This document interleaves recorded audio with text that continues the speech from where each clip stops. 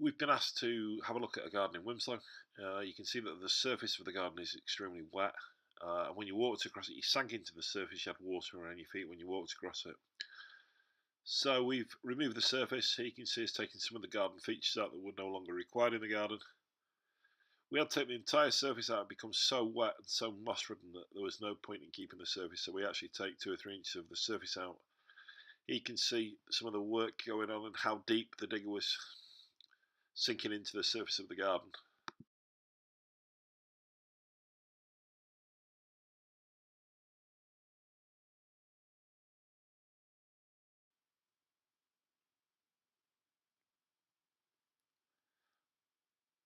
This amount of soil gives you some idea of how much of the surface we have to actually remove before we can get the area to dry.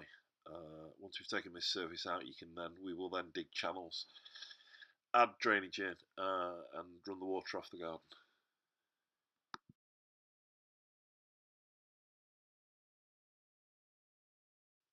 This also gives you some idea of the mess that's involved when we remove our entire garden.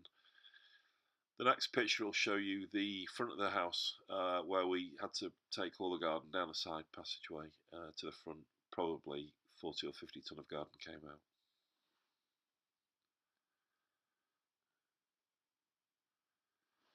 We have a grab wagon that will collect 2 or 3 times a day as we're removing garden. You can see some of the topsoil that we're running back into the garden to replace what we've removed. Here's some of the boards, some of the stoning up in the garden that we've used to improve the drainage in the garden, and some of the fresh soil that's coming back into the garden.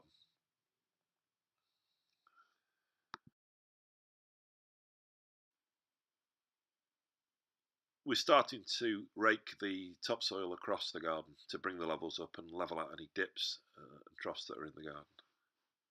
Here you can see the top layer of turf going down. This is the back garden.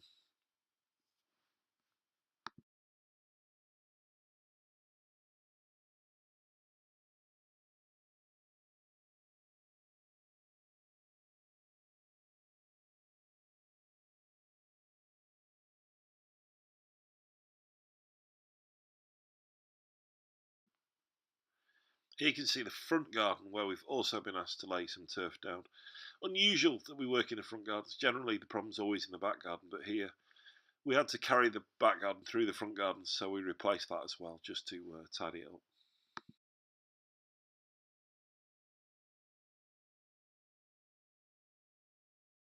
Always important when we finish that we get water down on the surface as soon as we've finished. It was a very dry couple of days after we'd finished, and the grass needs an awful lot of watering. The customer's got 2 sprinklers out, and they're spending a couple of hours every day watering the garden after we've finished.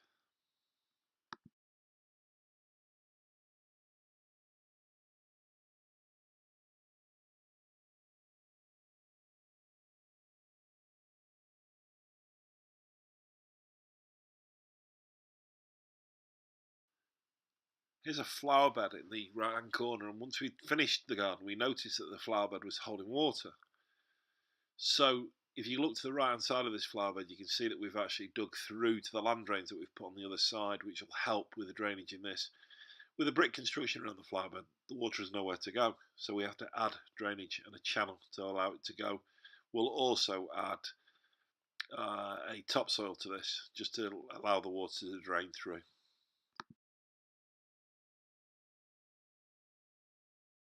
We've got some drone footage now of the whole garden, the whole rear garden, where you can see we've just finished it. I'm just taking the final shots before we leave site.